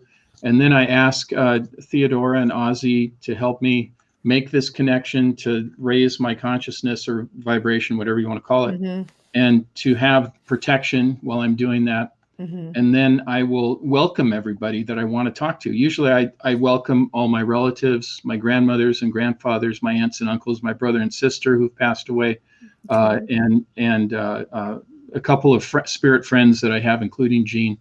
And then also I'll invite Anzar and a couple others. And then after I do all that, then I press record right on my phone, and then I start asking questions, or sometimes I will just listen. I'll say, okay, I'm just going to do freestyle. I'm going to listen to what you guys are telling me. I'm not going to ask any questions. I'm just going to hear what you're saying, and I'm going to speak it into my recording, my phone, you know, my voice recorder. And so sometimes I do that. So as long as you have protection and use whatever kind of protection, you know, or prayers or whatever you want to do, and then just ask, you know, ask the universe, ask him directly. Say, why do you put a recorder on? Can you pick up something on the recorder? No, I don't pick up their voices at all. Just what I hear them say, or sometimes what they show me. It's not always spoken. Okay, so you don't actually see it. It's all in your mind. Like I see images. You actually see him. Sometimes I can see him, not every time. No, you have your eyes open, or are they shut? No, they have to be open because I'm walking on the side of a road, so I gotta have them open. I don't want to, you know. Okay, so you see him with your visual eyes. It's not like something like in your mind, like mind's eye. You actually see him. Well, I see what looks like the best way I can describe it. Like when I have a vision, I see like a holographic image. It's not a solid image like you would normally see in the explicit reality that we have. So that's what I see. And sometimes it's clearer than other times. Sometimes I just hear their voices, or I hear their thoughts, whatever they're communicating to me. Sometimes they show me, like I said, like a film, like a clip from a film, the visual, you know. Sometimes they'll show me symbols, you know, symbolic kind of stuff that I have to interpret. Did you ever leave this plane and go like to a different dimension or craft? Okay, that's a couple of different ways to answer that. When I go into that meditative state and I make that connection, I'm connecting with them on that quantum, you know, the quantum realm. So that is a different realm than what we're in right now. So that's why I have to record what I'm saying and what I'm hearing, because the first few times I did it, I thought, man, this is great. And then I was done, and okay. And then what did they just tell me? I forgot what they just said, because I was in a different, I was in that meditative state, so I couldn't remember. That's why I started recording, so I didn't miss out on this information. In terms of craft, I don't normally, I don't want to go on a craft. I'll just put it that way right now. I have been on one in a previous experience that I didn't talk to you guys about, but in 1973, it was a very classic experience where I was taken up into a craft. And so I don't request that. Well, wasn't it a pleasant experience? It was pretty frightening, although ultimately it ended up being a good experience. That's where I met and I've seen this guy too a couple times, an insectoid who looks like a cross between a Jerusalem cricket and a praying mantis, which is pretty frightening. Oh, yeah. And he was a doctor. I call him Dr. Bug. And he was a doctor. He was like a regular doctor. He was like, well, yeah, not one you'd choose as part of your HMO, I don't think. He would not be that. He wouldn't be the guy you would choose if you wanted to have a doctor of your choice. But he was there, and he wasn't torturing me, but he didn't have very good bedside manner. Although he did admonish a couple of the little gray guys who had put this like a harness device on my head, like a that was a nightmare, wasn't it? And he told them to take it off because it was hurting me. It was all done telepathically. And then I asked, what is all this about? What are you doing? And he told me, you're here for special processing. So what I have determined is that there was a special reason they wanted me. You know, maybe it was to prepare me for the life I'm leading now. I don't exactly know all of it, but I think how long ago was that? You said that was in 1973. 1973. Yeah. So I was 15. You were quite young. Yeah, 15. Yeah. And did he abduct you from your bedroom, or was it somewhere else, like in a wilderness? I was in my bedroom. Yeah, he took me right out of my bed. Yeah, that's around the same time as Travis Walton was abducted. In 73. It was around the same time. I'm not sure. The 70s were pretty active time because I had another experience in 77 and then yet another one in 78. You weren't doing any kind of like drugs or any like LSD or anything. This no. Total. Okay. Yeah. No, I wasn't doing any drugs or anything. There's a lot of alien abductions at that time. A lot of them. In fact, my friend Terry Lovelace, his experience was in 77, the same year I had, I had a dual experience with, I was on a road trip driving to Salt Lake City. My friend and I call him Ernie in my book because he wanted me to change his name. We went from Seattle, we made it to Black Pine Peak in the wilderness in Idaho. And it was pitch dark and we were trying to find a campground, couldn't find, so we just parked on the side of a road.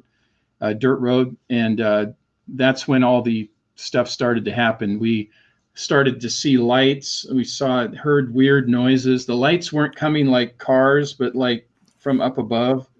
And I felt like there was people or entities or something outside of the car. And so all of this stuff I remember consciously. And then I just I blanked out. I didn't know what else had happened. And I did a hypnotic regression with this lady named Yvonne Smith, and I was able to fill out the rest of the story. And so what I found out was that my friend and I, these were alien entities. I was able to describe them more clearly, what they look like. This was a craft. I wasn't taken in that experience, but my friend Ernie was. He was taken. So what's interesting, so I pieced it all together, and then I called my friend Ernie and I said, Ernie, I want to talk to you about our experience. And I didn't start off with the alien stuff. I just started, what do you remember about our trip? And he explained everything. Oh yeah, we pulled off side of the road. There was these weird lights. It seemed like there were people outside. I felt like I was drugged. I don't really remember much beyond that. And I said, Ernie, you're not going to believe this, but I did this regression and I found out that those were alien entities and you were actually taken. And then he got really, really mad at me. I mean, he got really mad and he didn't want to talk to me anymore. And he said, if you would have told me that from the beginning, I would have hung up the phone and, and he said, you're not going to publish this story and use my name. And I said, Ernie, why are you so upset? I'm just trying to get to the bottom of this. And he was really hostile. And so he hung up the phone. I tried to email him several times. Finally, he emailed me back. And he said, I do remember what happened. And I remembered one of the aliens said, what's with this guy? He's really a squealer. You think he'd never seen pincers. You think he'd never seen pincers before, like pincers, right? So so he told me that in the email, and then he hasn't spoken to me since. Really? He won't talk to me. He was really upset about it. And I talked to other people about it who've, like Terry Lovelace and others who've had dual experiences with other people. That's very common that one person will deal with it and want to get to the bottom of it, and the other person will just shut down. And the friendships or the relationship, even marriages have broken up over it. Yeah, because it's something you don't really talk about. It's very common that this would happen. Like Fight Club. So, but to end that little story, I knew I had written some poetry after that trip in 1977 when I got home.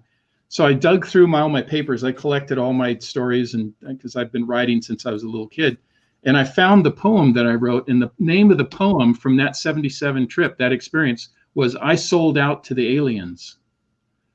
And in that poem, at the bottom of the poem, I mentioned pincers. Pincers, Like wow. he said, like the comment that he said. And when I read that, I hadn't remembered that until I knew I had the poem and it had something to do with that trip.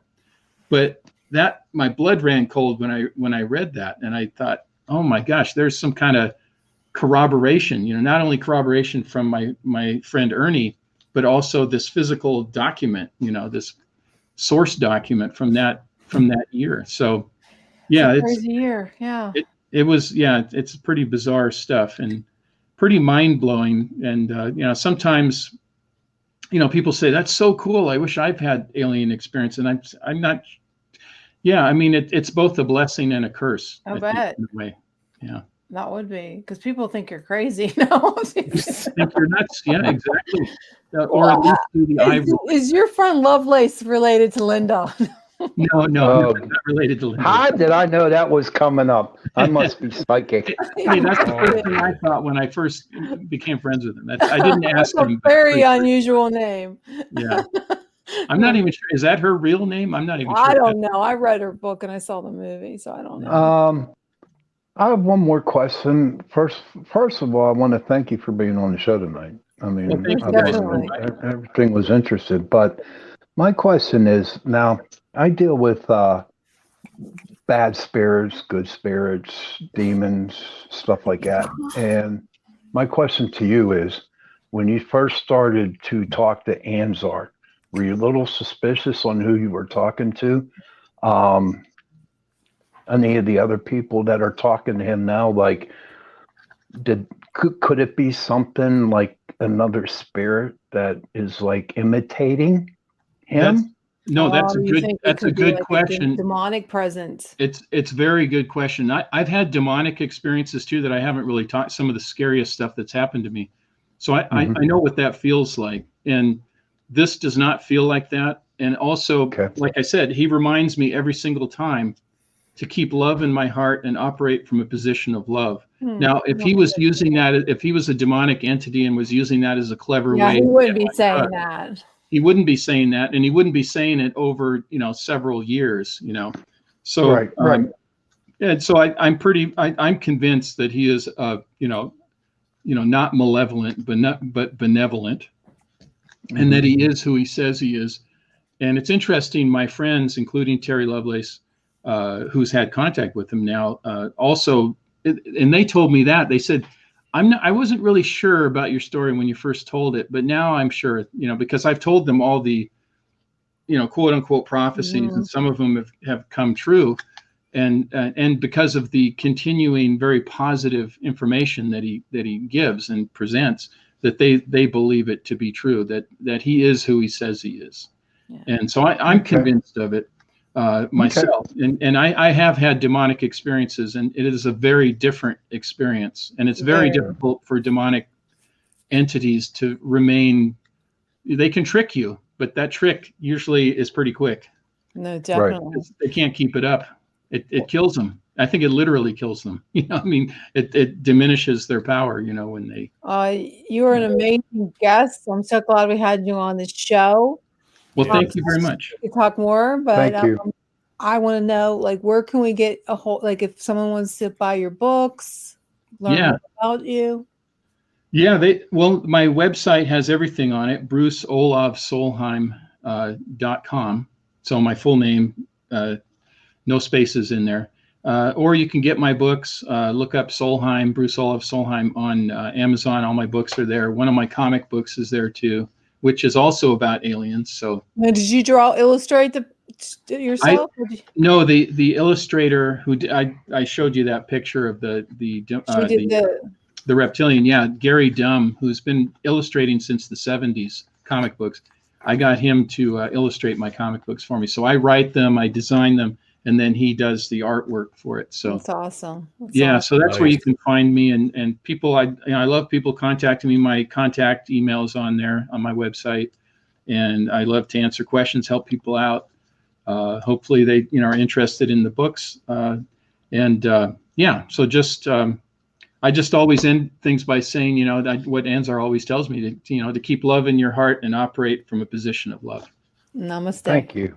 Thank you so much for being on the show. Yes, You have thank a you. good night. Thank you, guys. I enjoyed it very much. We did too. I enjoyed your food. All right. That was great. Yeah, it was Hey. good show. Good show. Good show. Good show. Yeah, very informative. Very, very interesting stuff. I mean, everything I like. So, Mhm. I thought it was great. I mean, I would love to talk to him, the Anzar. Start practicing. No, seriously, Yeah. I would love. It would be so Why cool don't to you? be. It would be so cool. Well, I don't think I can get ever until meditated that deep. I used to be able to meditate that deep, but All right. I think there's just so much out here right now that I can't concentrate on one thing. Because, Okay. like you said, that when he was talking about telepathy and how you can hear everybody's thoughts, that's how I am right now with everybody's emotions. I'm like, shut up. Yeah, I know what you mean. What am Oh, I so thinking, it's- Jenny? What am I thinking? You better stop it. Yeah, it was pretty. I cool. will say this: when you did that thing with the zero, I'm sitting here and I'm concentrating. I'm like, that's a circle. Yeah, I did. That's I used why to do went, that. Yeah, I used to have cards because my mom was real into ESP, and we would do that. I mean, I took all kind of back in the day. I was all into that. I can if I think of somebody, they'll call me. Or did you ever do this where you're thinking or something's going on in your life, and you see a commercial or a TV ad? I mean, everywhere you go, like yeah. I don't know, the plot of a story. Like if you're watching the whole stories about something that's going on in your life, it's like, what the hell is going on? It's Not crazy. not so much TV, but for me, it's usually comes on the radio in a song. Yeah, that honestly. too. That's Or you're big for me. driving down the street and a truck comes by with this big, like whatever you're thinking, maybe is you're Right. thinking of buying or you're having a connection with God, and all of a sudden, I'm not kidding you. I was praying, and all of a sudden, there's a big tractor trailer, and it said God on it. I said, "Oh my God, that is so crazy." I always like That's driving cool. down the highway, and then you see all those signs like God is watching. Are Yeah. you ready for Jesus? And then right after, you'll see whatever gentleman's club ahead of 2 miles. Yeah. It's like, No, you're right. Out west. Out west. Yeah. yeah, But that always cracks me up. so what are your plans for the weekend there, Jenny? Me, Yeah. I'm going to spend the evening with my son. Okay. Because his wife is going. She's going to somewhere to meet her mother's birthday. So we're gonna have Mummy Sunday. We're gonna watch a movie. He has this gigantic TV that's bigger than his house. And finally, I asked him. I said, "When are you gonna invite me over to watch a movie?" Because his TV is so spectacular. So yeah, so I can't wait to do that. It'll be fun. You better not Hey, blow me Jace. off. Yeah. Jason, tell Jenny about our investigation. Yeah, on let Friday. me hear about it. Oh my! So this Was it a good one?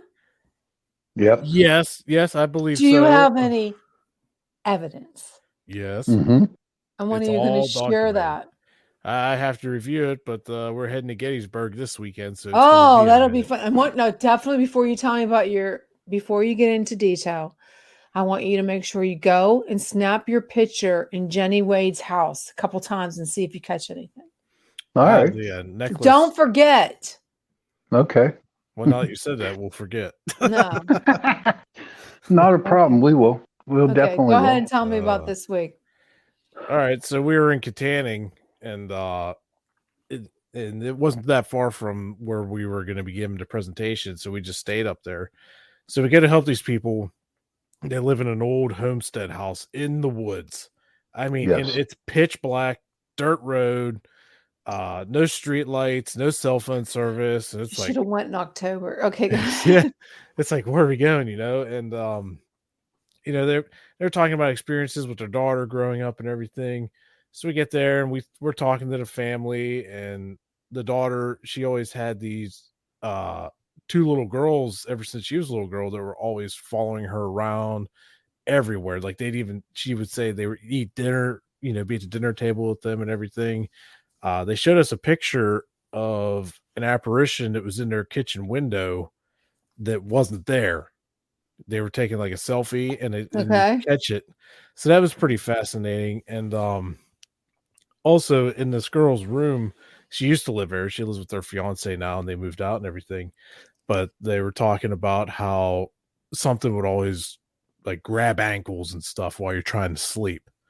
So we got all this information going on. And so we're down in the living room. All the lights are out. Everything is out. It's pitch black in this house. You can't even see your hand in front of your face. So I got a camera rolling. We have K2 meters going, and we start doing trying to do the K2 session, and not really, it's just more of a feeling kind of thing at the moment because none of our equipment was hitting. Mm-hmm. So I have the camera running, start asking more questions. I catch this flash on my screen real fast. Now it's in night vision mode, and I have IR lights that are really high powered. I catch this flash from the kitchen. I wasn't sure what it was. I look up, I didn't see anything. I'm like, so I said something, and I said, I saw his flash. I don't know what it was. Might have been a fluke. I'm not sure. So we continue asking questions, and all of a sudden, what it was, they had those fake candles that have run off batteries or solar powered, have on off switches. Well, the one in the kitchen window turned on, like something actually flicked the switch on, and it stayed on. And we're sitting there wow. oh my goodness, what's going on? Something turned that on, and the homeowner's like, we turned those all off. They were in the off position. I was like, yeah, we saw that because obviously the lights were out. And we were asking it, can you turn it back off? And you can see it tried, but it was unsuccessful. I guess it needed more energy. So they got up, they go over, they turn this candle off. And as soon as they turned that one off, there was one that was in the room next to them in the dining room. And this all happened. You saw this, Sean. It's on video. It's on video. It's on video. This is a residential house. Yes, an old homestead house. So now the crazy part about this investigation, so let's go to the room upstairs that used to be the daughter's room. Mm-hmm. I took her fiance up first because he's had some experiences. He was a little skeptical, he wanted to tell his side of the story. So I said, okay, let's go up. And he was explaining to me how the room used to be set up, and the thing would grab your ankles. I was like, all right, this is interesting. I'm let's see what we can find out. So I had him sit on the far end of the bed, and I was like, all right, let's do some communication. I'll film, if anything happens, let me know how you're feeling. Like, I want you to be fully interactive in this. So we start asking questions and telling the spirit, if someone's here, you can pull ankles or, whatever it wants to do. So I'm standing there filming this. This is all on video. I have it all. And he's like, my left foot is starting to move unwillingly. So I'm like, okay. So I'm watching it. And, my first thoughts are, okay, anybody can move their foot, but the way it was curling, it was almost like if something grabbed it and started rolling his foot. So I was like, this is a little different. And then he froze up. He literally froze, like his hands were clenched. He was frozen. And then his right foot started moving, pointing towards where I was standing. So I'm like, I'm on the fence. Yeah. And then all of a sudden he says, something's starting to push me down. And he, like I said, he was frozen up. He starts getting pushed backwards. And I said, well, if you're okay with it, just ride it out. Let's see what happens. So he's like, you could hear in his voice, he was getting scared. So once I heard that, I was like, okay, something's definitely going on. And whatever it was, he's like, I'm fighting it. He's like, I can't, it's pushing me down. He was frozen, and it pushed him all the way down until his head bumped the wall. And he's like, I can't move. Oh my goodness. He's like, it's pushing on me. I can't move. So I said, stop it. Let him go. I had to say that 3 times. And on the 3rd time, his whole body just went limp for a second. Like something just completely let go of him. Well, ghosts aren't supposed to hurt you. So do you think it was a ghost? I feel like it was definitely something. It wasn't hurting him. It was just like, to me, it was more like, I'm here, I'm going to mess with you kind of thing. But so there's a couple more parts to this. So after that, I said, okay, I'm going to sit down next to you. I'm going to film. I'm going to see if anything happens to me, because I told him, I said, you're more afraid of it. I'm not, so chance, it's going to be more, you're going to be more susceptible. So I'm sitting there and I'm like, if anybody's here now, I'm sitting on the bed and my feet are dangling probably this far from the floor. Okay. I got boots on and everything. And I said, if anyone's here, can you grab my foot or my ankle or whatever? I want to see what happens. I'm curious.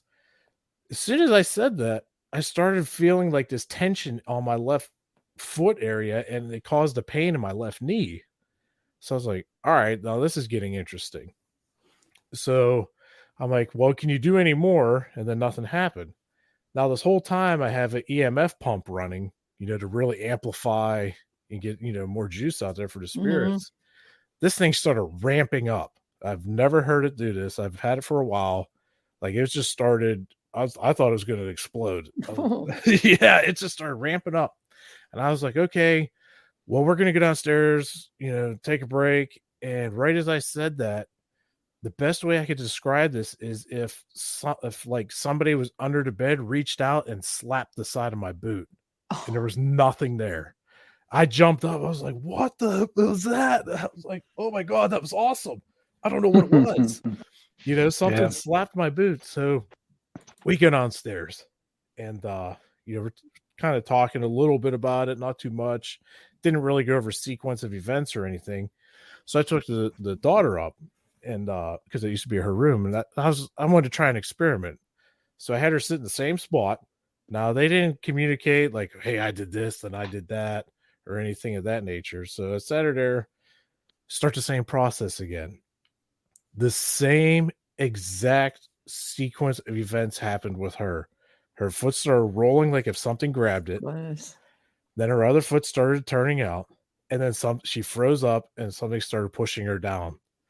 And at that moment I was pretty convinced that we were dealing with something not bad. Like I said, it wasn't out to hurt anybody. But so you're going to go back? Games. We might, if they call on us back. But what's the coolest thing is that we got it on video. We got all the sequence. You will. It's all documented on video. It's all documented and if on I could video. figure out how to do this sound and everything, I would play it on here for whenever you get it. I'm going to have to ask Joe how to do that because I can't do it unless he can do it. Because I can't get the sound. I'm not. Okay. So I would definitely say it was a very active night, between the candles turning on and then the both of these individuals experiencing the same exact thing in like almost the identical sequence without communicating to each other. What happened. That was really fascinating. Johnny wants to know, did you get rid of it? No. No, Johnny. No, not yet. Maybe if it starts, being mean or nasty, then we'll go out. But no, we didn't get rid of it. We didn't get rid of nothing. Yeah, they just kind of wanted to see like what's going on, like possibly try to figure out who it is, and so we got a lot of reviewing to do. Okie dokie. It's coming to that time to go. Yeah, I'm getting ready for mine. Okay, well. Thank you all for joining us tonight. I'm so glad to have you with us. Thank you. And if you have any ideas for shows, definitely put a comment in either Pittsburgh Paranormal or Pittsburgh Paranormal Chasing Prophecy Radio, or send us an email at chasingprophecyradio@gmail.com. Okie dokie. Thank you for joining guys. Torture Tuesday. Yeah. Thank you. Torturous, but it was good. Okay.